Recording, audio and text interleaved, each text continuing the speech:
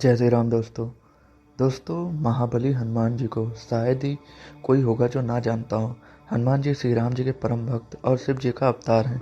हनुमान जी ने अपनी शक्तियों से बहुत से योद्धाओं को हराया है। अपनी शक्तियों से ही हनुमान जी ने रावण के सोने की लंका को जला दिया था। बाली जैसा महान योद्धा भी हनुमान जी की शक्ति का 5वां भाग भी अपने शरीर में धारण नहीं कर सका था। हनुमान जी को कलयुग तक चिरंजीवी अमर होने का वरदान प्राप्त है और वे आज भी हम लोगों के बीच में कहीं ना कहीं हैं। हनुमान जी को युद्ध में हराना असंभव है क्योंकि उनके पास 8 सिद्धियां और 9 निधि हैं। लेकिन क्या आप जानते हैं कि एक सिद्ध योगी ने हनुमान जी को युद्ध में हरा दिया था? तो आज आप इस वीडियो में उसी को जानेंगे। वीडियो को लास्ट तक जरूर देखें। तो पौराणिक कथाओं के अनुसार एक बार मच्छिंद्र नाथ जी रामेश्वर में आते हैं और वहाँ स्वयं श्री राम के द्वारा निर्मित राम सेतु को देखकर वे काफ़ी प्रसन्न हो जाते हैं और वे श्री राम की भक्ति में लीन होकर समुद्र में स्नान करने लगते हैं। इस स्थान पर राम भक्त महाबली हनुमान जी पहले से बूढ़े वानर के रूप में मौजूद होते हैं और जैसे ही हनुमान जी मच्छिंद्र नाथ जी को देखते हैं, हनुमान जी को समझ आ जाता है कि ये कोई सिद्ध योगी हैं। तब हनुमान जी मच्छिंद्र नाथ जी की शक्ति की परीक्षा लेने की सोचते हैं और हनुमान जी अपनी शक्ति से वहाँ पर जोरदार बारिश करवाने लगते हैं।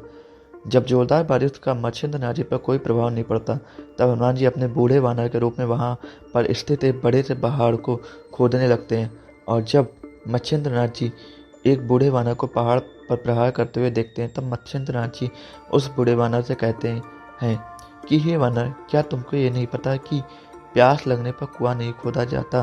तुमको बारिश आने से पहले ही अपने सर पर छत का इंतजाम कर लेना चाहिए था।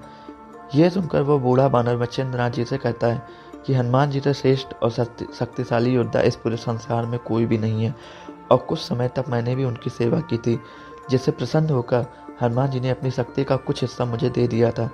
यदि आप इतने शक्तिशाली हैं तो मुझसे युद्ध कीजिए और मुझे युद्ध में पराजित कीजिए, वरना स्वयं को योगी कहना छोड़ दीजिए। मच्छिंद्र नाथ जी वानर की यह चुनौती स्वीकार कर लेते हैं और दोनों के बीच युद्ध शुरू हो जाता है। युद्ध शुरू होते ही हनुमान जी आकाश में उड़ने लगते हैं और मच्छिंद्र नाथ जी पर पहाड़ों और चट्टानों से वार करने लगते हैं। पहाड़ों और चट्टानों को अपनी तरफ आता देख मच्छिंद्र नाथ जी अपने मंत्रों की शक्ति का इस्तेमाल कर सभी पहाड़ों और चट्टानों को आसमान में ही रोक देते हैं। ये देखकर हनुमान जी को क्रोध आ जाता है और हनुमान जी वहाँ स्थित सबसे बड़े पर्वत को अपने हाथों में उठाकर मच्छिंद्र नाथ जी पर फेंकने के लिए आगे बढ़ते हैं। ये देखकर मच्छिंद्र नाथ जी अपने बचाव के लिए हाथों में जल लेकर वाताकर्षण मंत्र का प्रयोग करके जल हनुमान जी के ऊपर फेंक देते हैं। मंत्र की शक्ति के कारण हनुमान जी आसमान में ही स्थिर हो जाते हैं और उनका शरीर हिलने में असमर्थ हो जाता है। मंत्रों के कारण हनुमान जी की सारी शक्तियां कुछ समय के लिए समाप्त हो जाती हैं, जिसके कारण हनुमान जी पर्वत का भार सह नहीं पाते और पीड़ा से तड़पने लगते हैं। ये देखकर हनुमान जी के पिता वायुदेव डर जाते हैं और वहां आकर वायुदेव जी मच्छिंद्र नाथ जी से हनुमान जी को क्षमा करने के लिए प्रार्थना करते हैं।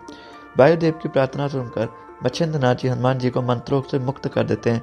तब हनुमान जी अपने मूल स्वरूप में आ जाते हैं और मच्छिंद्र नाथ जी से के सामने हाथ जोड़कर कहते हैं कि मैं जानता था कि आप नारायण के अवतार हैं, फिर भी मैंने आपकी शक्तियों की परीक्षा लेने का प्रयास किया था। इस अपराध के लिए मुझे माफ़ कर दीजिए। यह सुनकर मच्छिंद्र नाथ जी हनुमान जी को माफ़ कर देते हैं और वहाँ से चले जाते हैं। दोस्तों, यहाँ पे ये ध्यान देने वाली बात है कि योगी या सिद्ध साधु की शक्तियाँ बहुत ही ज़्यादा होती, उनको हम लोग अपनी भगवान से कंपेयर नहीं कर सकते, क्योंकि कभी कभार भगवान भी योगी और साधुओं के वश में हो जाते हैं। बहुत से श्राप योगी और साधुओं के ही द्वारा दिए होते हैं, तो इसलिए यहाँ पे ये कहना गलत है कि नहीं ये हो गया ये हो गया। तो अगर आपको वीडियो अच्छी लगी तो आप इसको शेयर जरूर करें और कमेंट में जय श्री राम जरूर लिखें।